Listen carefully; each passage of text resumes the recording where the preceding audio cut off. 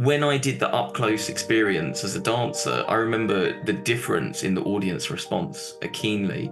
And that's why doing Ballet Nights in the first place, we're not trying to be the main stage experience. We are not going to field Giselle in a full version. I mean, we don't have the capabilities for a start Yeah. with the lighting, with the restricted, the space it's big, but it's unusual. But what makes it different is that it's up close, but the stage is still 17 meters by 17 meters.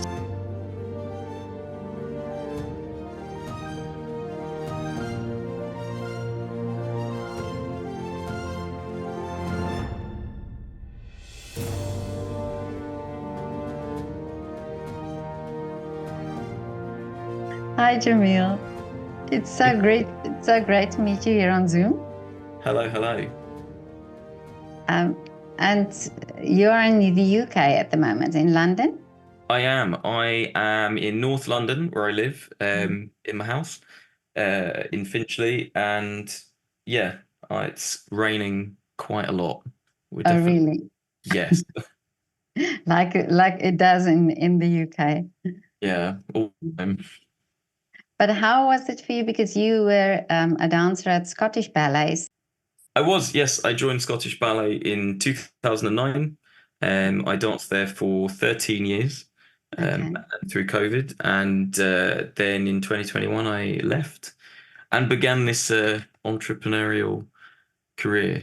But yeah, during my time at Scottish Ballet, I got to tour internationally. I got to dance loads of choreographers and got to choreograph a lot in Scotland as well. And Scotland kind of became my creative home until making the choice to return back to London well, actually, so I was traveling a lot from 2021 when I left. I started to travel to London, travel to Wales, travel to Birmingham, travel to all the different parts of the UK. I didn't actually move to London properly, fully until 2023. So Okay.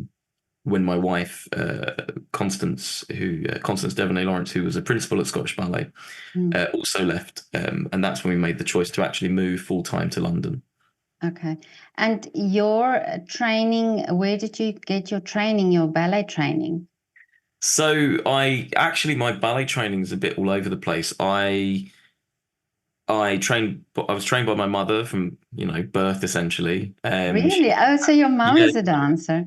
she was a dancer and she had to teach obviously for income. So I was in the studio from basically a baby. And Wow. she actually got me trained with her team at the time, in East London, ballet, tap, modern, jazz, musical instruments, acting, drama, like everything. Mm. And then I naturally, doing all of that, went to private boys' school to sort of train in economics and maths and did all the sports as well. Really? So I had a very Wow. lucky upbringing. Mm. But then at 11 years old, decisions were being made about what our futures would be, which I knew at the time was a very strange thing to be happening. I wasn't comfortable with it. And so I was taken to the arts educational school in Tring, which is now called Tring Performing Arts. And I did an A audition. lovely, lovely school. I mean, Yeah. I think it's a wonderful school. Yeah. Mm. Well, I'm a product of that school. I did, most of it there. And Amazing. Mm.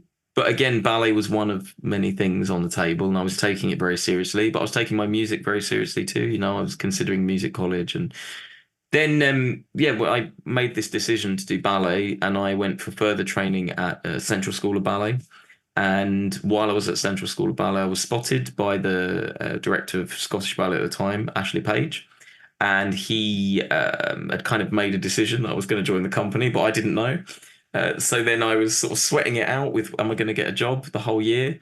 And then my director at Central was like, "You're going to Scotland tomorrow," and I was like, "Why?"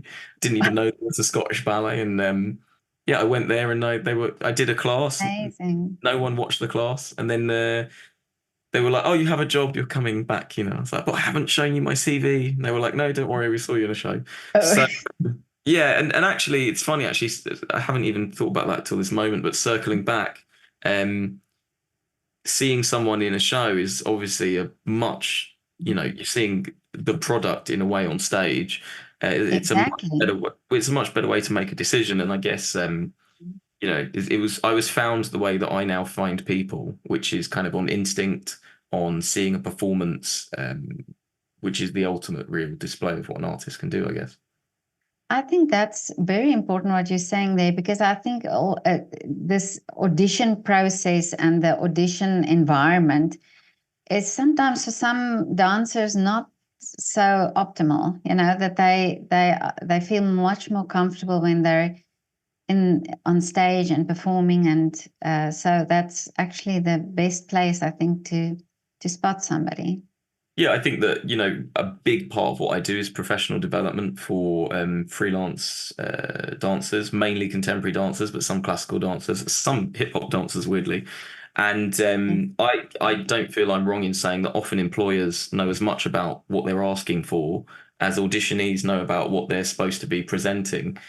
So a lot of the CV structure and show reels and audition practice that I kind of teach and my team teach really focus in on this to provide an employer with answers to the questions they're really asking. Employment is all about trust.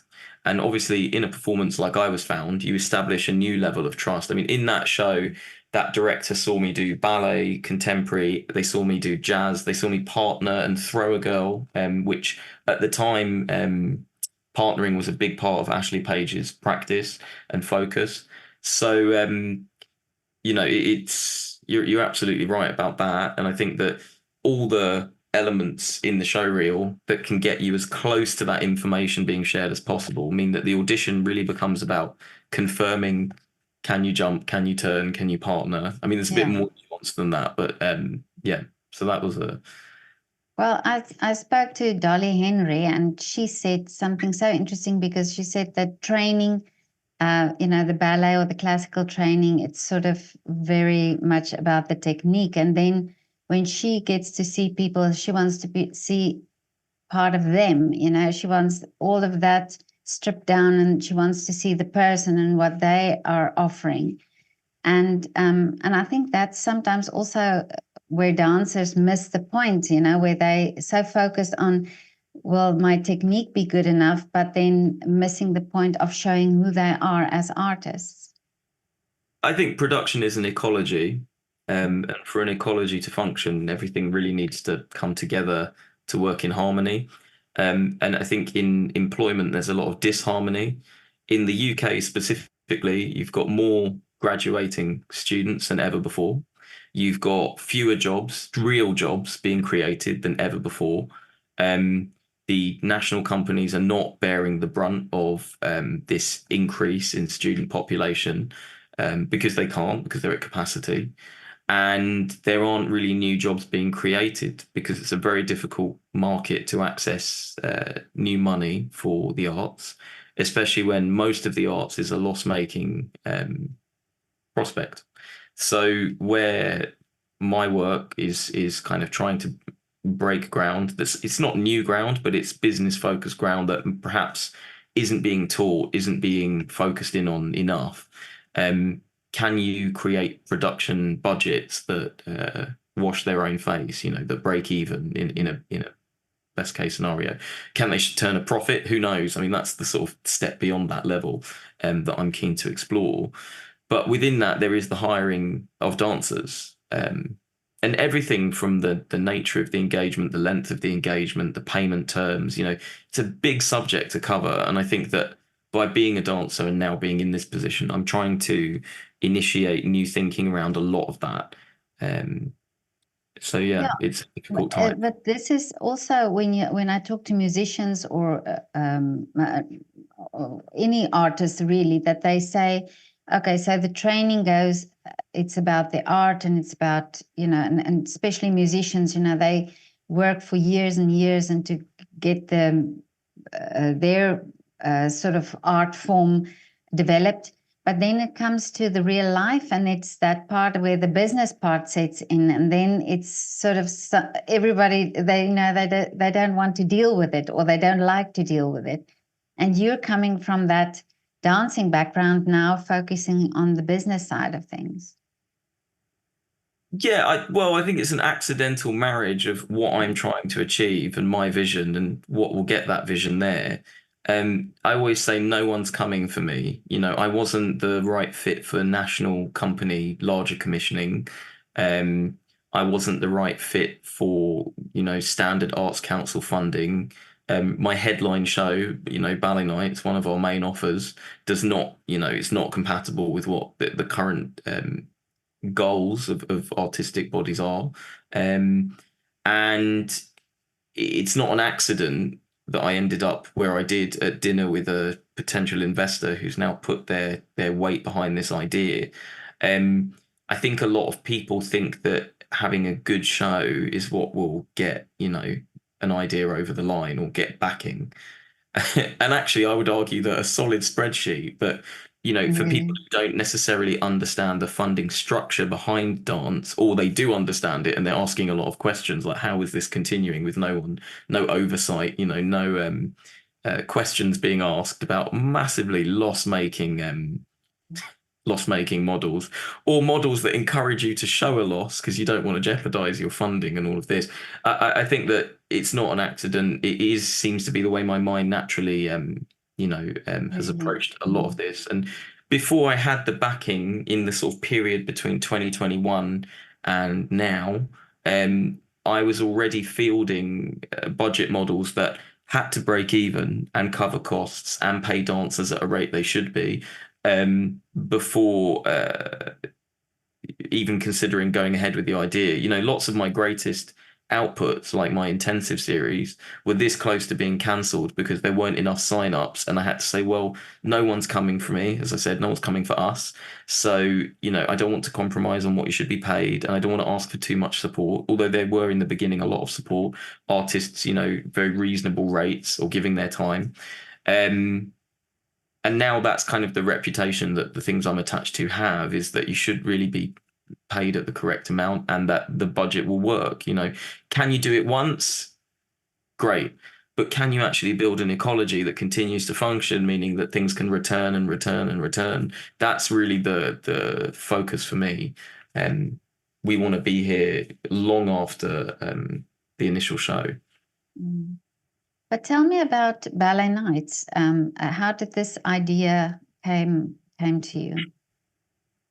So how the idea came to me is a slightly strange story. So I was invited to a golf weekend with a friend of mine who was a donor for Scottish Ballet, and he said, we've got another spot. Do you want to bring someone? And I brought my friend Henry Dowden, who's at English National Ballet.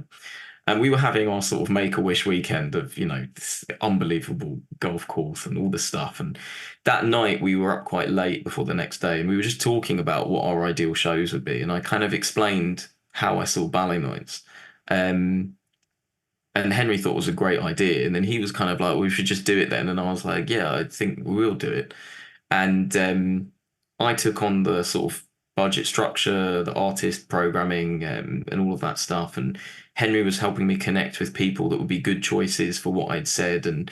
But the secret to Ballet Nights is a format, and he understood who might be a good fit for those formats, And I had my connections, which my main connection, what really made the show happen, was David Dawson agreed to let us do Swan Lake Pas de Deux, which is really unheard of in the UK. It's very difficult to get David's work on stage, and especially at that time. And we were coming back from COVID. And the asset I had that no one else had is a venue. So I had the Lantern Studio Theatre available to do it. And yeah, we did the show in 2021, in October 2020. 2020. Yeah, October 2021, the 23rd of October. That's why I got confused there. So we did that, and it was fantastic. And actually, the audience were like a football crowd, screaming, shouting, standing. Really And yeah, and it amazing. was only 180 people or something like this. And we didn't have any of the front of house. So, now when you arrive at Ballet Nights, the space is transformed in this community centre into this sort of chic but rustic kind of, pop-up event. And we had a bar, I think. Yeah, we did have a bar, but the bar was like Spartan, beer, wine, the Oh, end. yeah. No Yeah. champagne, and now champagne's our biggest thing. And so we did the ballet nights, and we had Katia and Aitor, principals of English National Ballet and soloists at the time. Well, soloists at the time actually, and now Aitor's a principal, senior principal. And we had, who else did we have? We had Jeffrey Sirio, which was incredible. Victor, our Ballet Nights house concert pianist, played his numbers along with playing for some of the acts themselves. A lot of people don't know when they get to the show that it begins with classical piano, both acts. And yeah, my wife performed Constance with Barnaby Rook Bishop, who was a principal at the time of Scottish Ballet. And that was our Act One headliner, which I always like a modern neo headliner at the end of Act One to get the audience going into the interval thinking and discussing. And then we went, yeah, through to Act Two, which ended in Don Quixote Suite from Katia and Aitor. And at the time, I didn't know I was getting solos, pas de deux, and coda. I thought I was just getting a pas de deux. But all the dancers really wanted to dance. You know, Ivana Bueno is another one that did Medora solo. They all wanted to dance, so they were all willing to help me make the budget work. And I actually made a loss on that show of £1,500, which at the time I thought was a huge amount.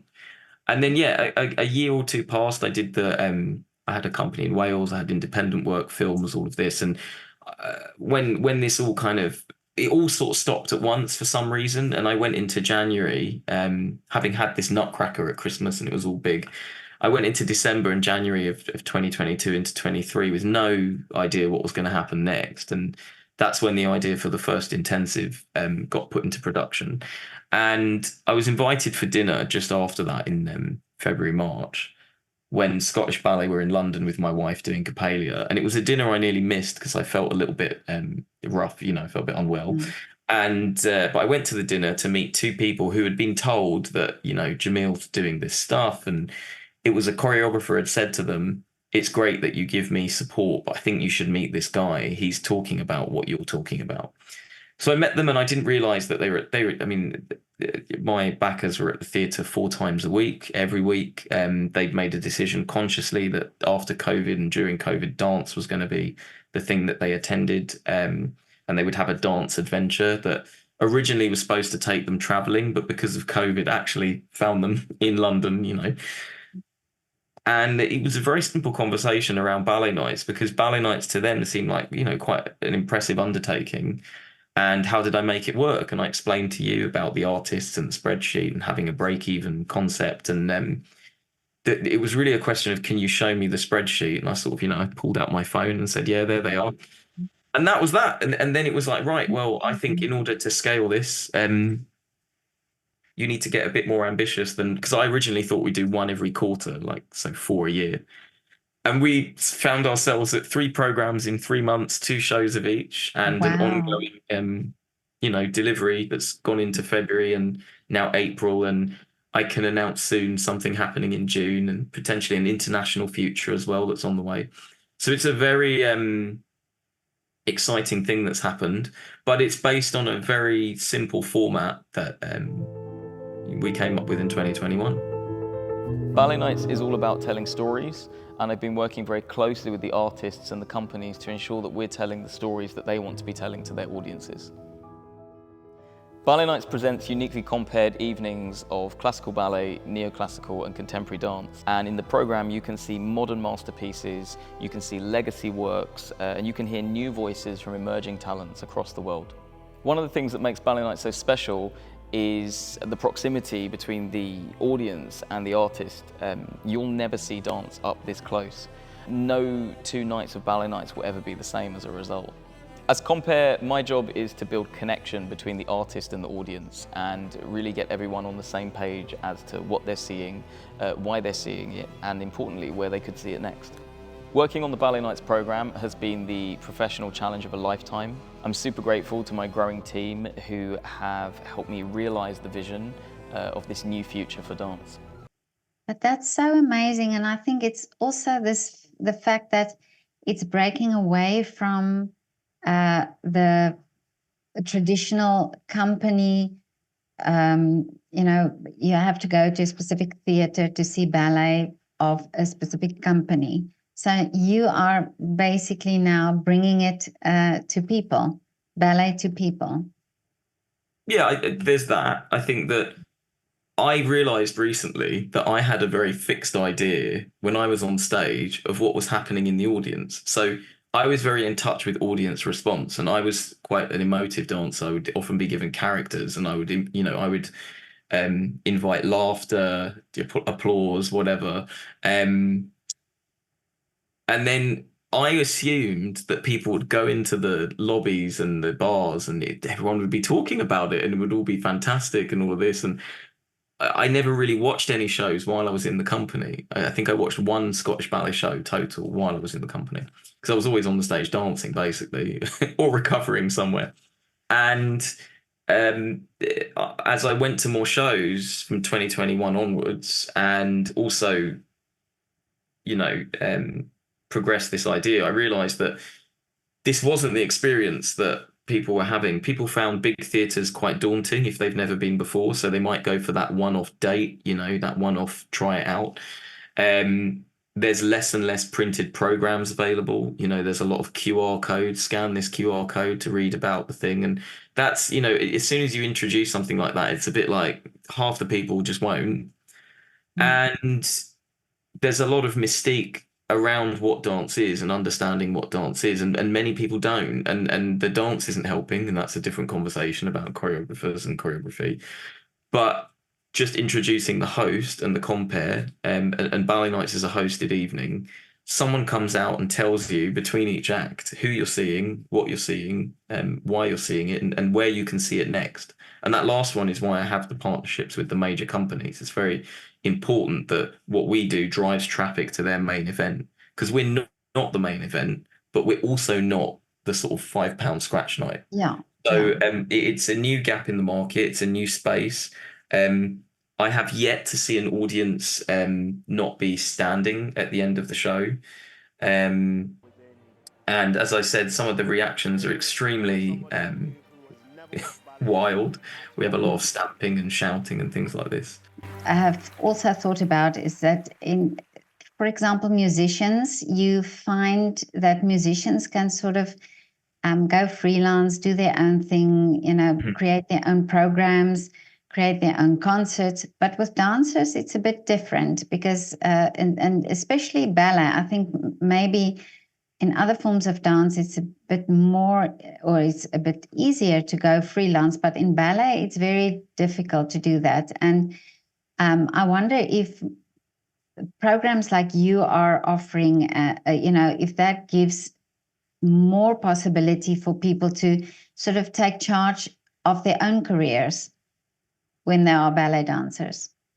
Yeah, I mean, when subscribing to the idea of the ecology that I've talked about, it's very important that people realize that if you're dancing on stage, you can't also be choreographing. If you're choreographing, you can't be directing. If you're directing, you can't be marketing. If you're marketing, you can't be, I don't know, dealing with the bar. If you're in the bar, you can't also be on the stage. So there's a lot of people in dance that start to, and that's me saying this because I did all of these things, but once you start to understand that the role of the dancer is as important as the director, is as important as the technical, is as important, it only works together. And for it to work together, we need to be collaborative.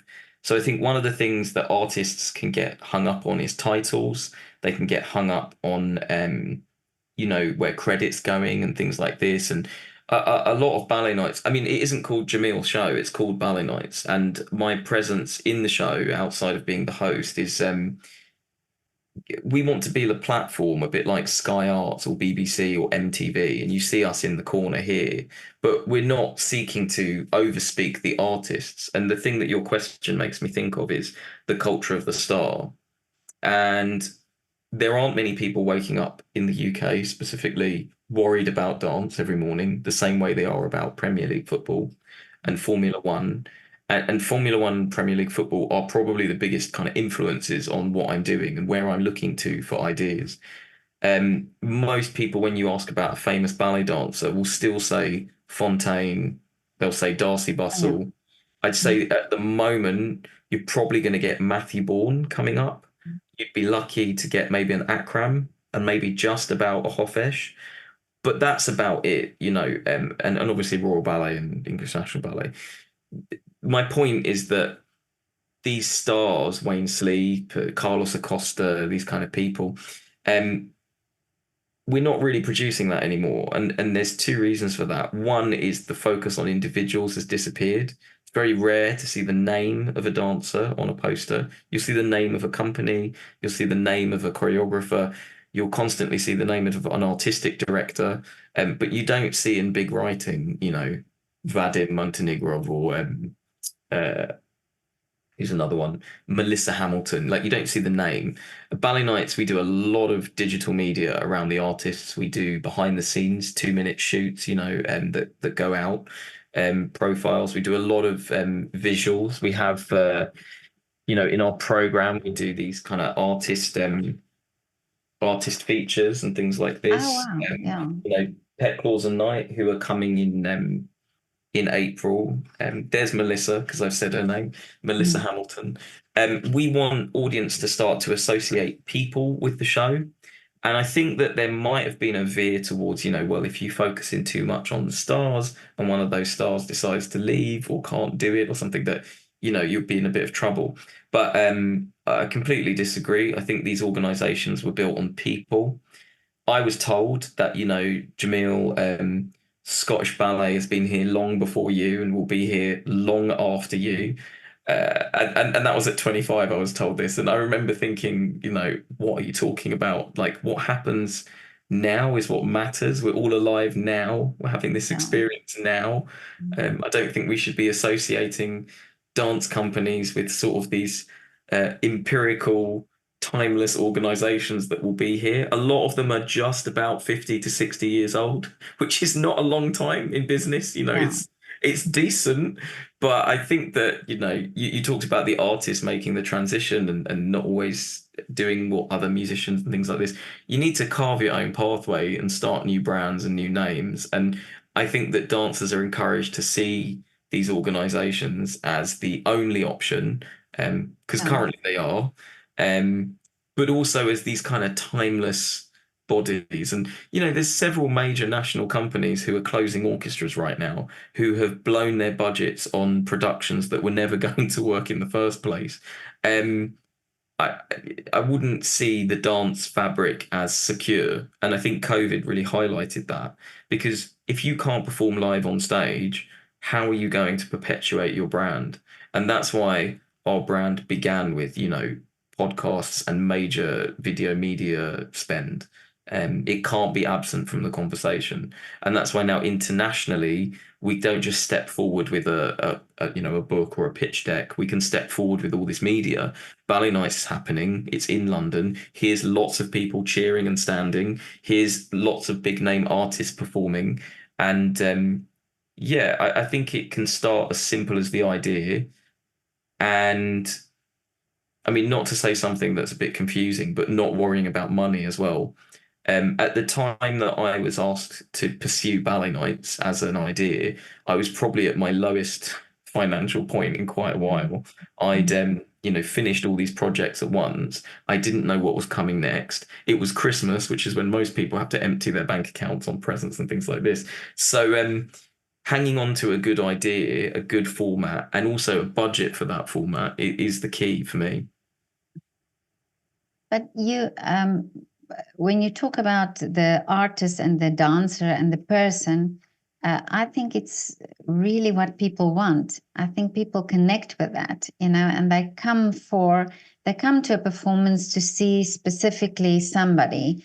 It is just like that, you know, and you see it in business as well, and you see also bigger companies now, sort of showing who are their employees and who's working here, who's the director. They want to see the person. People want to see the person. That makes that connection so much more personal.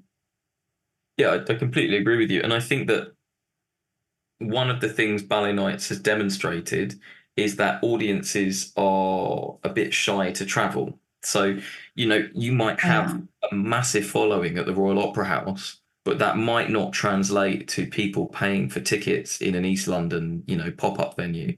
But in some cases it does, and it kind of tells you a lot about the investment those artists are making in their following, developing their following beyond just, pictures, actually connecting with people. And it's exciting to see that with some of the artists, we had someone fly over from Washington, we had someone from Japan. We've had a lot of people come down from Scotland to see Constance perform for the first time outside of Scottish Ballet and post-injury. So you're absolutely right. And the other exciting element is a lot of our new discoveries and our emerging voices become talked about just as much by this crowd.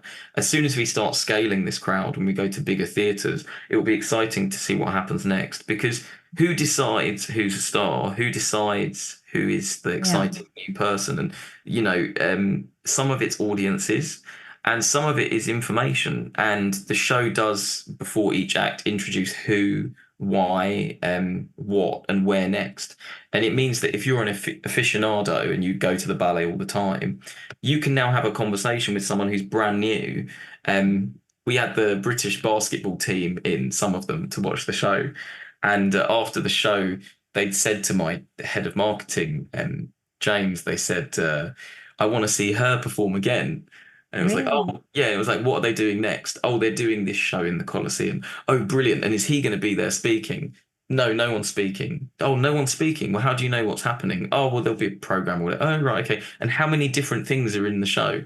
Oh, it's one thing. It's one story, but it's long. And they're like, oh, so it's not like lots of different things, and then a bit of tap and a bit of contemporary and all this and that. It's like, no, it's one thing, and it's ballet all the way through, and she'll be in it, but she won't be in it the whole time.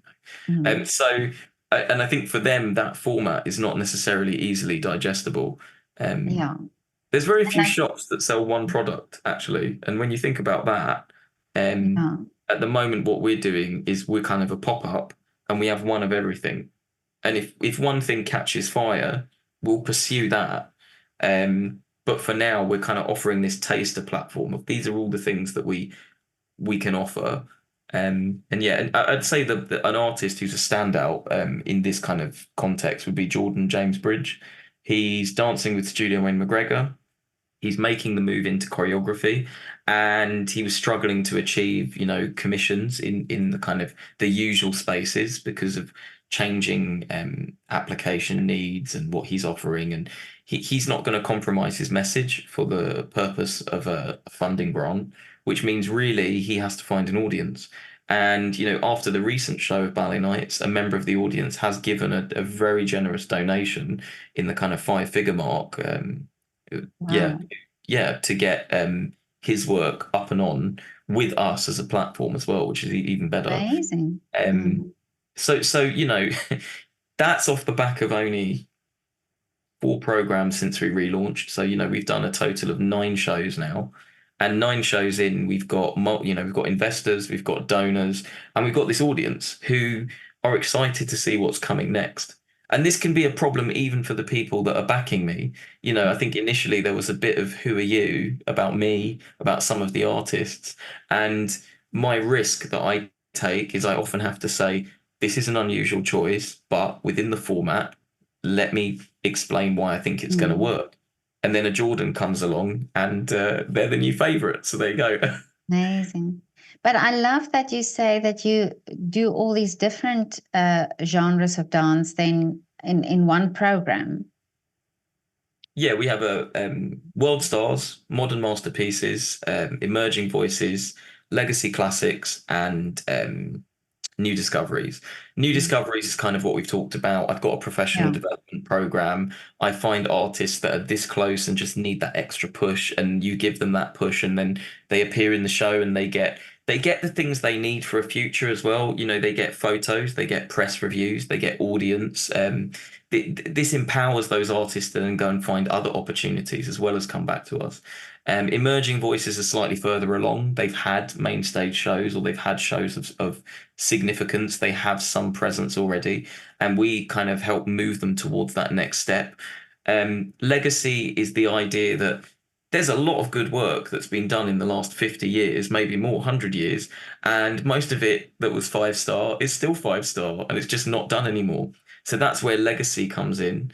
Modern masterpieces, big, great name choreographers of our time, delivering, the best of the best in a short burst. And then the world stars is the kind of cherry on the top, and you get people who are, the best in class, the best in field, which is something that confuses a lot of the current ballet crowd. There's the current ballet crowd, and then there's everyone else. And I think a lot of these people are like, why is Reese Clark doing this show in with Yasmin Nagdi in this sort of strange venue in East London? That one of the ones that does my head in is it's hard to get to. Well, for the thousands of people that live in East London, in Canary Wharf, in these towers, 10,000 feet, it's not hard to get to. It's on their doorstep. So my mission is caught between, I want to be a part of the current, dance world. I want to make sure that what we're doing is relevant for the artists. I don't want them to feel like this is a sideshow. And one of the ways we've done that is by having all the dance press, they do come to the show. They're supportive. They'll tell me when I'm doing something that isn't working. They'll tell me when we're doing something that no one else is doing. But yeah, this idea that it's hard to get to. Now there's an Elizabeth line as well. And so it's also opening people to a new part of London, which is quite fun. Watching the show from, right up close to the dancing and being kind of involved in the action, you're right on the edge of the stage. I think this would really appeal to people that are wanting to get into dance more. The intimate vibe to it is going to do very well. I think this is really needed right now in the dance world. Coming to see Ballet Nights was really amazing because I'd never been to the ballet before, and I think there was a lot of variety, a lot of things for different audiences. Things like ballet can maybe feel like they're not for every audience, and I'd never been to the ballet before, and I really, really enjoyed all the aspects of it, so I'd really encourage anyone to come see it. Definitely come and see the show. It's really well worth it. It's an amazing experience to be able to see almost the greatest hits of different dances and performances, and you get to get a really good variety. While watching the show, it's interesting to see how different parts play such a key role within the shows. It's a great experience. If you're somebody like me who has never watched ballet at all, you would definitely be blown away.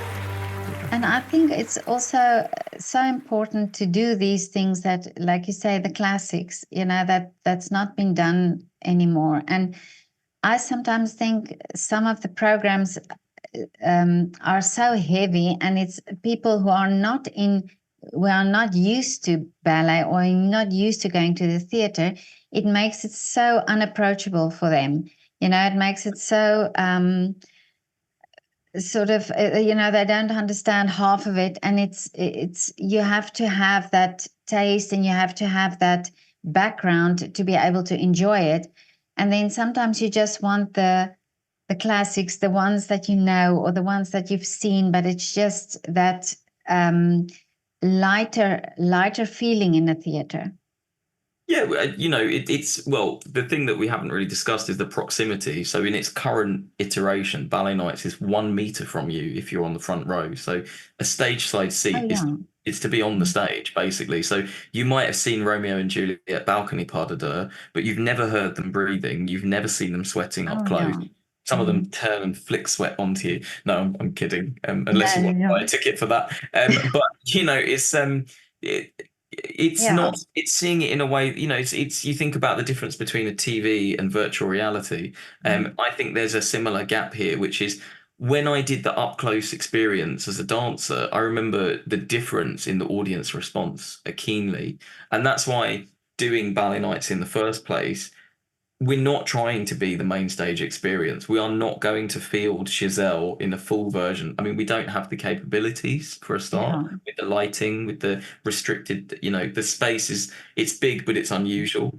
But what makes it different is that it's up close, but the stage is still 17 meters by 17 meters. So you've got the space of the Royal Opera House. So the bigger guys that come in to dance, the Reeses, the Yasmins that have done these big stages, for them it's brilliant. They're like, oh, there's no compromise. So one of the taglines I often use is it's up close without compromise in that sense. And that's what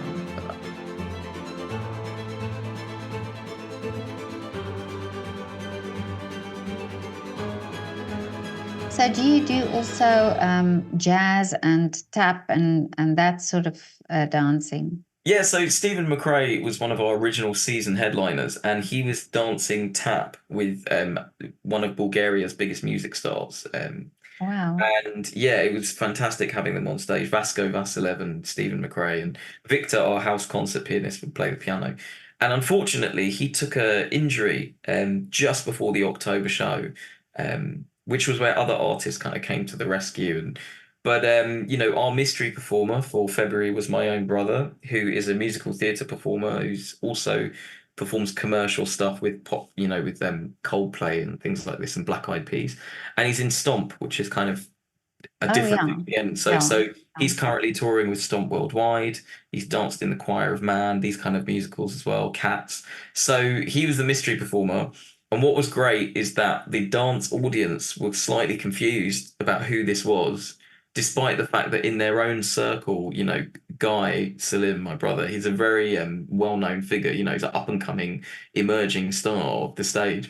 And the people in the audience that don't usually watch dance and haven't come to anything ever, this is their first experience, received him as a massive star alongside Amazing. Royal Ballet and these other things. So there is a little bit of unsettling the status quo. And I think as a startup, our job is to be a disruptor. Why not put tap in the middle of a show that's got Yeah. why I not love put it. well, why Yeah. not put legacy contemporary? Laurel Daly Smith dancing works by Sir Robert Cohan. Um, these are works that are not really being done in the UK. They are in America. So, like for example, for me, it's borderline criminal that no one's putting on a Christopher Bruce double bill, triple bill anymore. Even though this is the choreographer that essentially put Sadler's Wells and other dance institutions on the map. These are questions that I can answer with my platform now that perhaps before were just opinions that I was sharing. I've always been sharing these opinions. It's great to be able to finally Yeah. take You action. can take control. Yeah, Yeah. there's a bit of that. But I'm also always interested in the fact that children have to get the exposure to different forms of art from school age, from when they start school, and schools, mainstream schools, start to make this opportunity less and less, and they get less and less chance to pursue an art form. But do you think this type of ballet nights would be also a great place for children to get to know and to get this idea of what dance is about, and that it's not just, you have to pay a ticket in the Royal Opera House to be able to see a ballet performance? Yeah, I mean, Ballet Nights technically is an 8+. I think that's what we've got at 8+. We've got a 2-year-old that comes to every show. Really? Her mother insists, and I'm too scared to say anything because the child comes in a tutu, in an outfit every show. And That is so this is sweet. it is sweet, but also Yeah. this is a show where everyone's figuring out what it is, and I'm there in a tuxedo. All my team are in suits. Some people come really dressed up for this thing, and other people who have just found out about it come in a tracksuit, and that's fine. We have a photographer as well who takes a lot of pictures when you arrive and after the show, and you can get your picture with the stars, which is another feature, another technology within the show. But yeah, with the I think when we think about dance education, we think about access, and I have a slightly not controversial but very counter version of what I believe access is. So, Premier League football is a multi-billion-dollar industry. Like the TV rights alone, I think, are something like 4.7 billion a year. Could be more. Every single school in the UK has 2 goalposts and a ball. Some of the most easy to sign up, regardless of background, often free football programs for youth, and an aspirational outcome, which is this Premier League. If you work hard enough and have the talent and have the drive, you could end up in a situation not just earning lots of money, but being celebrated. Now, in ballet, all that energy goes in the front end, just like football and other sports that we celebrate and other things. But not much is coming out the other side, even for the biggest of the biggest. Some of the highest paid ballet dancers, for instance, at the Royal Ballet, we're still in the, 100 to 200,000 mark maximum. That's a lot of money for that kind of dancer in our industry. But what people forget is that means that the actual median income is below average wage. Most dancers in major ballet companies are not clearing enough money to pay their rent, get food on the table, and then do anything else. They're essentially existing to dance, and which is great.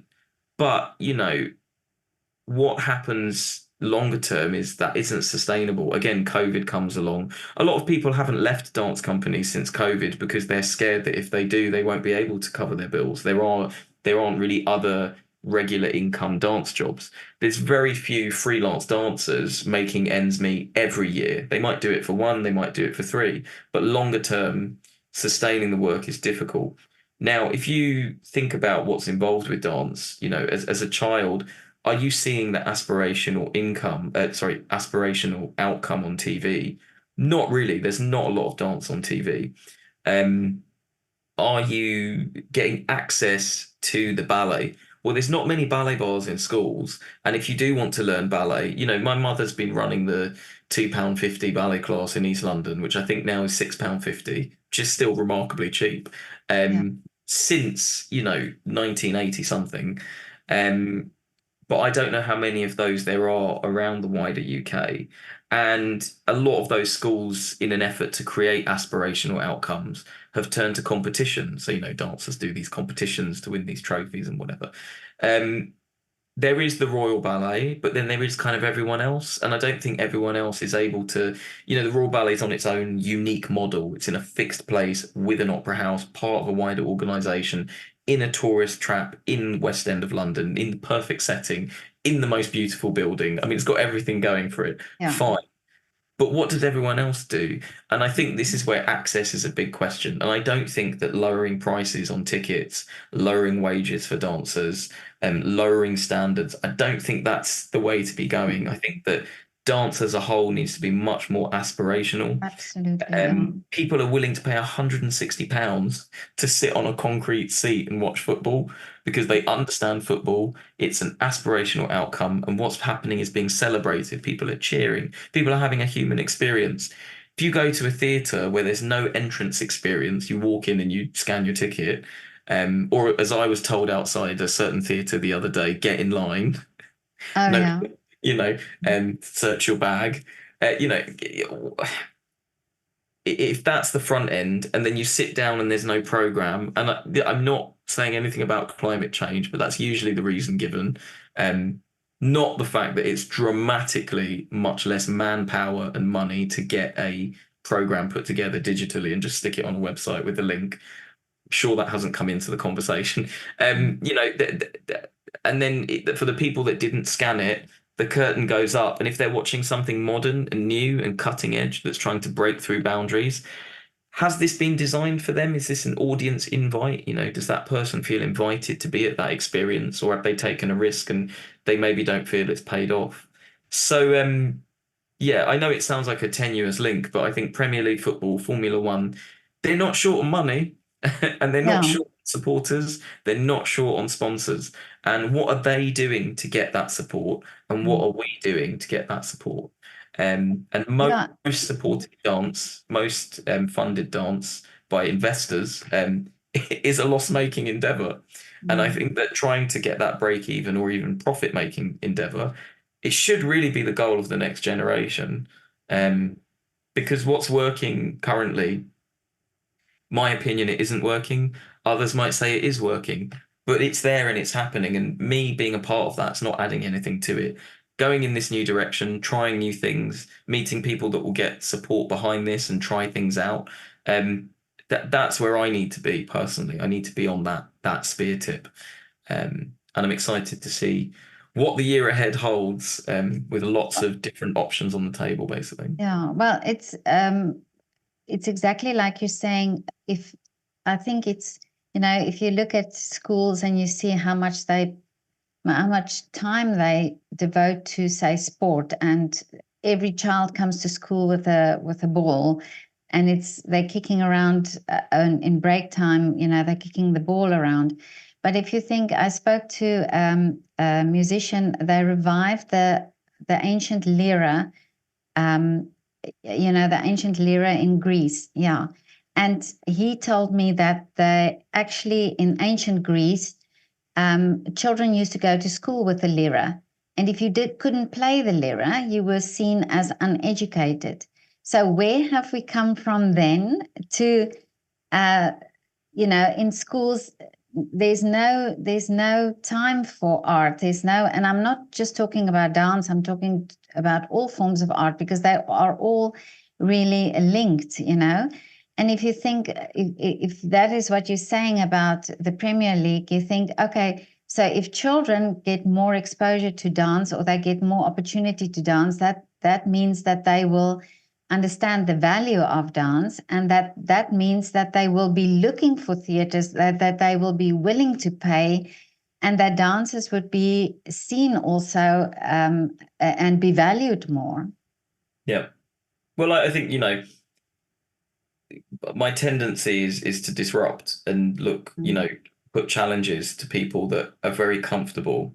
There's people who have achieved huge amounts with, they've got a production. Let's say as an example, there may be a very well-known dance organization that's got 2 productions touring the UK a year, including an international tour for that year. They've achieved aspirational outcome for many dancers, and their auditions have thousands of people applying, and their shows are always 5-star and standing ovations. Great. Most people would say, isn't that an achievement? And, the people in charge of that achievement are moving on to, celebrate that and maybe into retirement and all of that. And it's fantastic. But for me, I ask the question, well, why is there not an office in each city?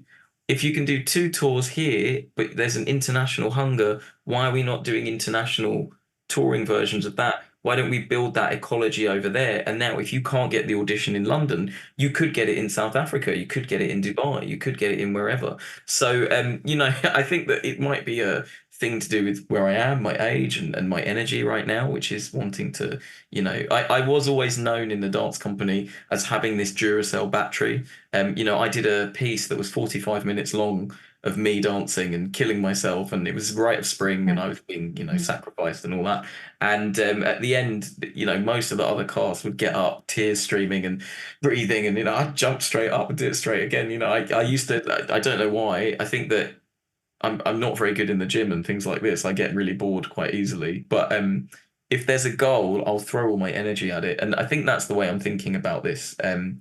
The aspirational outcome needs to be there. If every child is going to have a lira, then what is the outcome of that? Is it concerts? Yeah. Is it they want to be the star of that thing?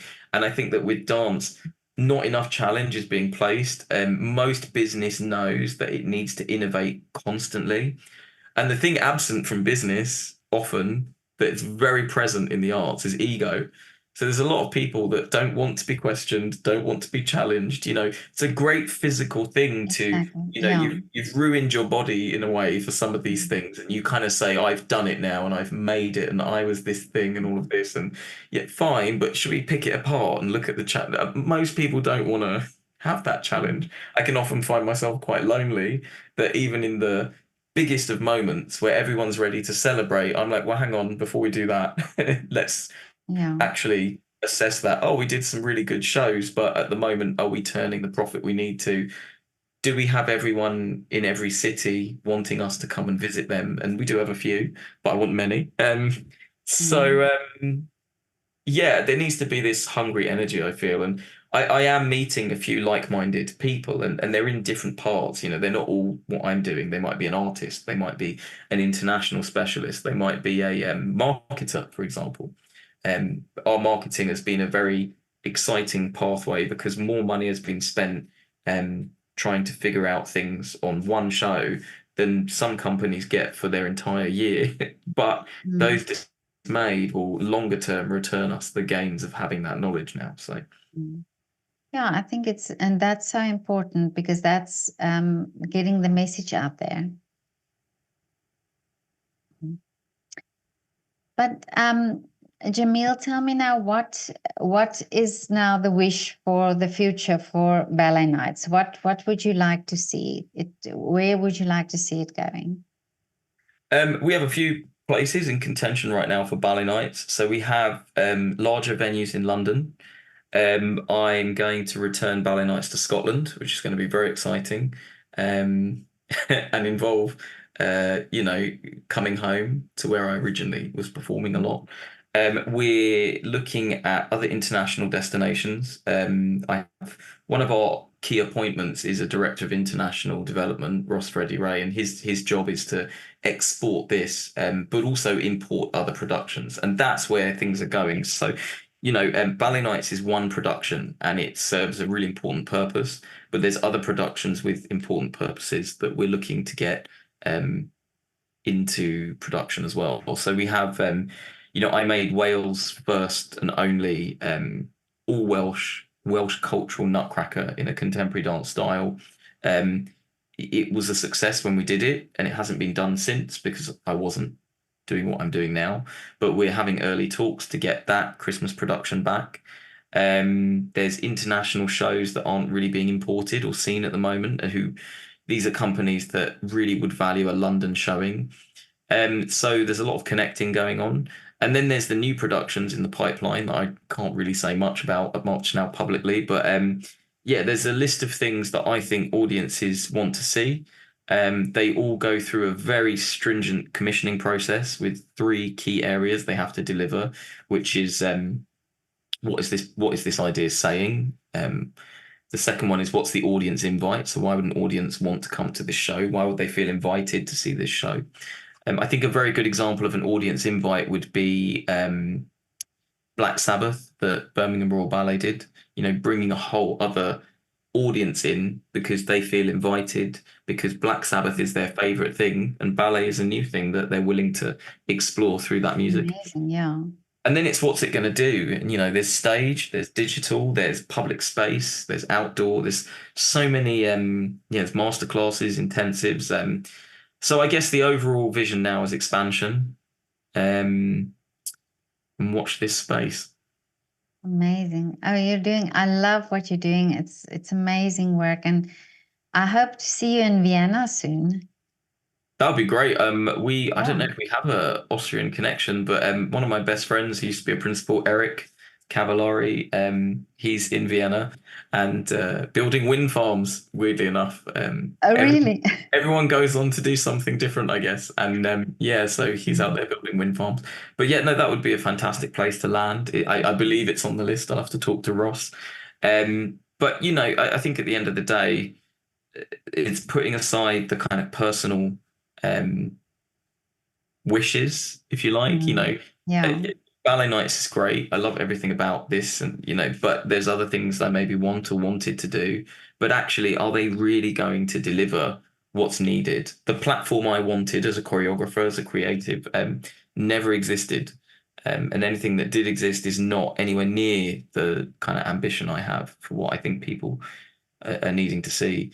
So it's really about building those platforms and eventually putting things on them from me as well. I don't want to turn off my creative side completely, but the focus is building something from scratch that doesn't currently exist to create our own market and benefit from it.